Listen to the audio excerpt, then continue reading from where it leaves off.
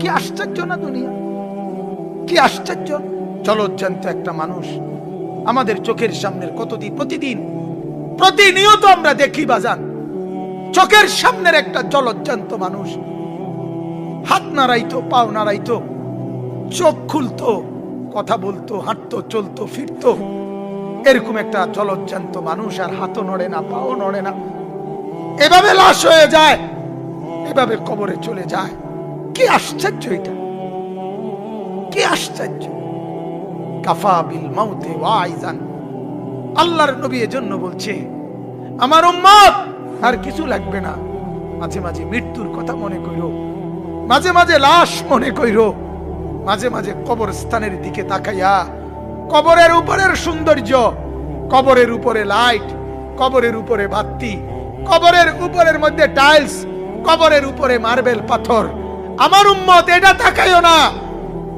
এই তরতাজা মানুষটা যে একটা বালু লাগতে দিত না শরীরে, যে কোনোদিন একটা জামা ময়লা পড়তো না, যে লেফ আর কম্বল ছাড়া ঘুমাইতো না, যে সোফা ছাড়া বসতো না, যে 3 বেলা খানা খাইতো, 2 বেলা নাস্তা করতো, যে কত মানুষের সাথে হাঁটতো ফিরতো, ওই জলজ্জান্ত মানুষটা ওই মাটির মধ্যে কবরের ভেতরে আলোহীন, বাতাসহীন, খাদ্য খাবার বসত ভিটা, কোন রকমের আসবাবপত্র ছাড়া এভাবে বছরের পর বছর পড়ে আছে।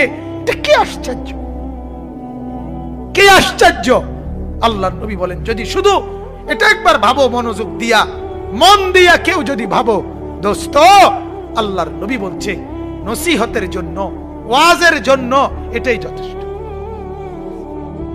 আল্লাহর নবী বলেন ও আমার উম্মত, ইমানদার ছাড়া কোন নাফরমান, কোন পাপী সে যেন তোমার সঙ্গী না, তোমার সঙ্গী হবে ইমানদার। তুমি সঙ্গী ছাড়া চলবা না, আমি জানি, আমি চাইও না, কিন্তু তোমার সঙ্গী হতে হবে ইমানদার।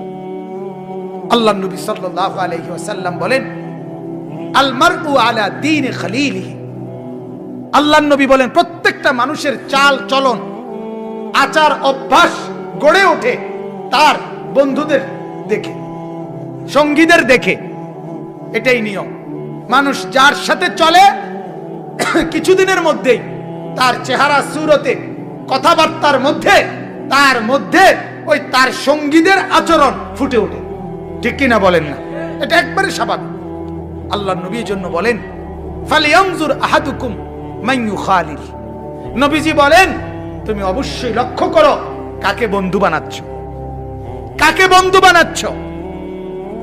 আল্লাহর নবী সাল্লাল্লাহু আলাইহি সাল্লামের, আমার সময় কম, আমি শুধু হাদিসগুলো পড়ে শোনাচ্ছি। আল্লাহর নবী বলেন তোমার সঙ্গী যদি সৎ হয় সে যেন আতর বিক্রেতার মতো। আল্লাহর নবী বলেন তোমার সঙ্গী যদি অসৎ হয় সে যেন কামারের দোকানদারের মতো। নবীজির হাদিস, মাসালুল জালিসিস সালিহ কাহামিলিল মিস্ক ওয়াল জালিসিস সু কানাফিখিল কির, তোমার সঙ্গী সৎ আতর বিক্রেতা, তোমার সঙ্গী অসৎ কামারের দোকানদার। মানে কি? নবীজি উদাহরণ দিয়ে বুঝাইছে, আতর বিক্রেতার কাছে তুমি যাবা, প্রথমেই তোমারে আতরের যে কোনো একটা শিশির থেকে একটা ডলা তোমার আঙ্গুল হাতের মধ্যে একটা ডলা দিয়ে দিব, তুমি কেনো বা না কেন, ঠিক কিনা বলেন না? তার মানে ঢুকলেই ঘ্রাণ হয়ে গেল, কিছুক্ষণ বসে থাকলে শুধু ঘ্রাণ আর ঘ্রাণই পাইতে থাকবা। যদি কিনে নাও আতর, তাইলে বাড়িতেও তোমার সঙ্গী করে সুঘ্রাণটাকেই কি করলা, নিয়ে গেল। তাইলে এখানে লস কোনটা? ফইলা আতর ডইলা দন্ডা, এটা তোমার ক্ষতি করছে। তুমি যে বসে রয়েছে তখন আতরেরই ঘ্রাণ পাইলা, এটা ক্ষতি হয়েছে। তুমি যে আতর কিনে সুঘ্রাণ সাথে করে নিয়ে আসলা, এনে ক্ষতি হয়েছে। এই উত্তম সঙ্গী তোমার কোনো ক্ষতি করে না, উত্তম সঙ্গী তোমার কি করে না। তুমি ঢুকলেই, দেখা হলেই আসসালামু আলাইকুম ওয়া রাহমাতুল্লাহ এটা বলেই প্রথমেই তোমারে আল্লাহর পক্ষ থেকে রহমতের একটা বন্দোবস্ত করে দেয় প্রথম সাক্ষাতে। এরপরে যতটুকুই কথা বলে ততটুকুর মধ্যে আখিরাত, পরকাল, তোমার নামাজ, তোমার ইবাদত, তোমার বন্দিগি, হালাল হারাম, কোনো না কোনো নেক কথা থাকেই থাকে, থাকেই থাকে। নামাজ পড়ছেন তো, নামাজ সেরে লাইছেন, নামাজ কোথায় পড়ছেন, হ্যাঁ কি অবস্থা, ছেলেপেলেরা কোরআন পড়ে তো, কোনো না কোনো কিছু জিজ্ঞাসা করবে, কিছু না কিছু বলবে, যার দ্বারা তোমার নেকি আর নেকি হবে। আমার শায়েখ আল্লামা মুফতি মুশতাকুন নবী সাহেব, আমি বহুবার হুজুরের সাথে বহু সময় দূরে সফরে যাই ওনার গাড়িতে করে, সিলেট আরো অনেক জায়গায়।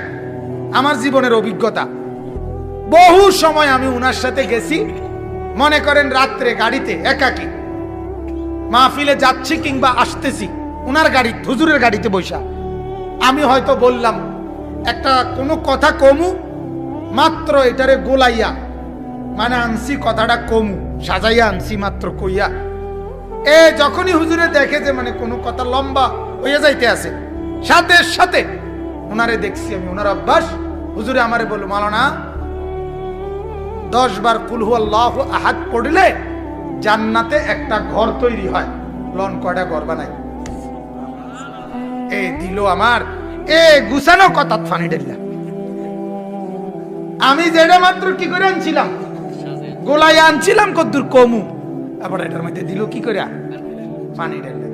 অর্থাৎ বুঝাইতে চাইলো এত লম্বা গপ ফুননের সময় নাই, জান্নাতের ঘর বানা। হ্যাঁ, উত্তম সঙ্গীর বরকত কিনা এটা, কথা বলেন না কেন? উত্তম সঙ্গীর বরকত এটা কিনা বলেন, এটা উত্তম সঙ্গী। আমারে বহুদিন বলছে, বহুদিন, মাওলানা বাদ মাগরিব বয়ান, এশার বাদ বয়ান, যখনই বয়ান হয় নামাজ পড়েই ফেলবেন। নামাজের কারণে যদি 2-4-10 মিনিট ওয়াজ একটু দেরিও হয়, কিন্তু নামাজের জামাত যেন ছুটে না যায়, এতে লাভ হইল, জামাতের সওয়াবও পেয়ে গেলেন। আর আল্লাহর বান্দারা 2-4-5 মিনিট কম শুনলে এতে তেমন ক্ষতি হবে না, আল্লাহ তাআলা বরকত দিয়ে পূর্ণ করে দিবে। কত রকমের নসিহত জীবনে করছে, অহরহ অহরহ অহরহ। তাইলে একজন উত্তম সঙ্গী যদি কারো থাকে, তার জীবনের এটা খুশকিসমত, খুশকিসমত, খুশকিসমত।